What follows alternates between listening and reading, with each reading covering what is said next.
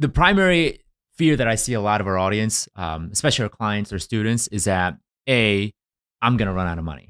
Right. Especially many of our clients who are in the 40s, 50s, and 60s. They're like, I'm going to run out of money. Right. Or my 401k is not good enough, or my mortgage is not paid off, or they have a laundry list of things not here, not there. It's, things that are not checked off. But for us who follow Jesus, how do we operate in that? Especially in the culture where, you should have your 401k set up. You should have 6 months of savings set up. How do we navigate that? Yeah. I mean, I don't think anything's wrong with any of that, of course. Yeah. Someone asked, we were doing a discussion group, and one of the people in the group said, it's possible that Jesus was quite wealthy. It is. That's a strong possibility that he was extremely wealthy based on the Magi and how much they would have brought, because it would have been a whole caravan. But the thing that's interesting is it doesn't matter if he was super wealthy or poor. He would have acted exactly the same. I think that's the beauty of the whole thing. Exactly is like, right. So did it make any difference whether he was, his whole life was financed by, the wealthy women that followed him, or he was dirt poor? It's like he only had one master, as he says, right? You can't serve both of those masters. That's the challenge. You'll either love one or hate the other, or serve one and despise the other. So the same question is, if I took away all your money, if you had zero money, what would you be afraid would happen? Like, what would happen? Ultimately, you're always going to get to die. I'm going to die, right? That's always, at some point, I'm going to die in this. But if I took away all your money, like, what is that? Like, what is it that you're afraid of? That, okay, I'm going to be homeless, and I'm going to be. So let me just give you a quick example of that. To like put this in the right framework, because it's hard, because we're in a culture that money's a big deal, and you're raised in it's a big deal, conditioning, and everything's measurement, and and your value as a human is based on how much money you have. So that's hard to like just step out of that and say, don't worry about that, unless you think about it in the right way, and then you can come back to Jesus said, seek first the kingdom, and all the rest of it will come. Not don't seek that, seek the kingdom. People think, well, if I seek the kingdom, that means I'm going into poverty. That's not what he said. He's talking about food and clothing and all of that when he says, seek first the kingdom and the rest of this will come. That's the principle. So I was asked to be the MC at this event for unsheltered people, homeless people, whatever your terminology is for that. And so they had a big room, and they had, three people that were employed and had homes sat with three people that weren't. And we're supposed to interact, and I was going to MC that. So we go in there, and I'm sitting at one of the tables, and you talk about two groups of people that have nothing to talk about.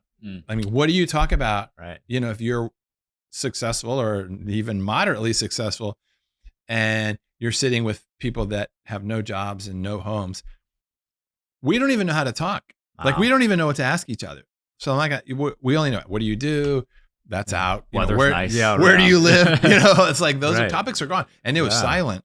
So just like our conversation here. So then I went up to like get the room going, and I was like, Lord, what in the world? What would you talk about here?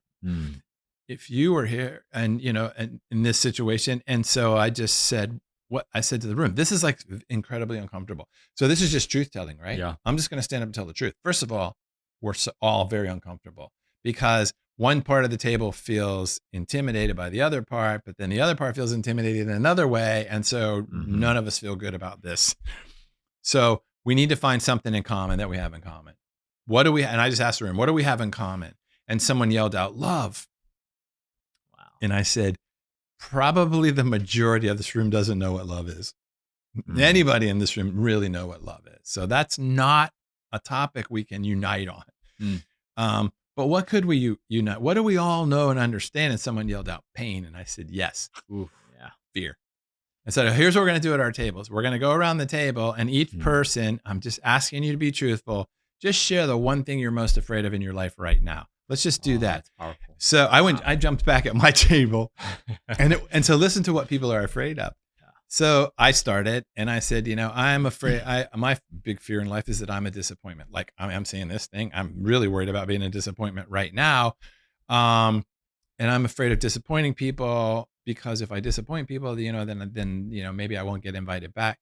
The person next to me, who I knew was an executive for a company, said, I'm really fearful about failing at my job, because if I fail at my job, then I might lose my position. another girl working at some project, she said, I'm afraid, pretty much same thing. I'm afraid of failing at my job. It's a new job, blah, blah, blah. If I lose my job.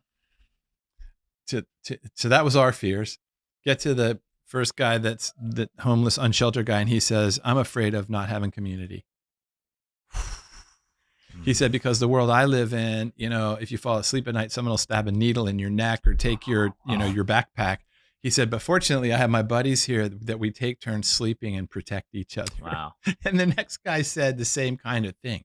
Yeah, I'm afraid of being alone. Mm. Then this girl all of a sudden bursts into tears, the employed girl, and she goes, I've been afraid my whole life of being alone, and ran out of the room. And the homeless guy chased her down because he knows how not to be alone. Yeah. All of us were afraid of losing our possessions. Yeah. They were afraid of losing community. Wow. So then the table realized, wow, who's here to help who? Right, exactly. Right? Because none of us said we sleep at night and my buddy's got my back. Who's really wealthy. That's right. Real quick, Kitty, are you good with time? Just want to make sure. Okay. All right. Yeah. We didn't want to take away her dinner time. So in that discussion, the balance was this group will sacrifice community and everything else to have jobs and houses and be lonely. It's crazy. And one of the guys that was sponsoring the event, he at the time he was the president of Nordstrom. He's since passed away. A great guy. I was with him one time out in the islands outside of the San Juan Islands, and we were in this marina, and he were sitting in a restaurant. And he was looking at this big yacht, and then there was this small motorboat. And in the small motorboat, there were 6 people, and they were laughing their heads off and having a great time. And in the yacht, sitting out at the very top of the yacht, was this man by himself in a chair. And my friend from Nordstrom, he goes, what do you think that yacht cost that guy? Mm-hmm. And I said, I don't know. And he goes, it cost him everything. He goes, look at that boat. That's what he doesn't have. And so the question was at our table was, how do you take that and put it together? Yeah. Seek first the kingdom, and all of this. That's right. And it's crazy too, because the guy in the yacht probably got there for the approval of other people in his life. Yeah. But yet never got it and never got the community. That's right. Yeah. And so the Nordstrom guy was saying, I'd rather be in that little boat with all those guys laughing their heads off than sitting on that big yacht. And so I think that's what Jesus is saying. Don't serve that. Yeah. It doesn't mean you can't be there, but this is what you really want. You want the community. You want what God wants is community. And what we find to be true almost all cases where client, students, whatever the case might be, they want something or buy something or have something because of approval of others, right? To be loved and to be accepted, which is mind-boggling. Yes. Right. I read a different book, secular book too, but the whole entire premise of the book is people keep up with the Joneses, quote unquote. But a lot of times when others see, a Lamborghini drive by or Ferrari, they admire the Ferrari, not the guy driving in it. Right? That's great. The twisted irony with people wanting to have these toys. That's right. So think if when Jesus says seek first the kingdom, it's like, look, get a community.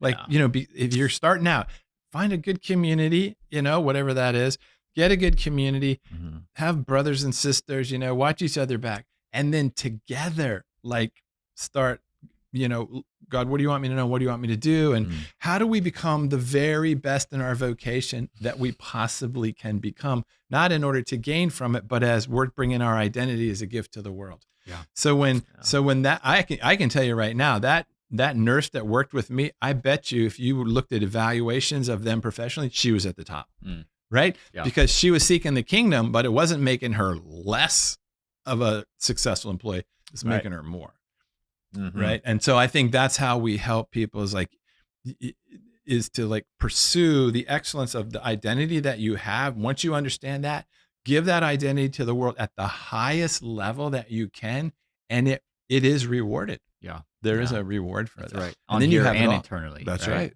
That's great.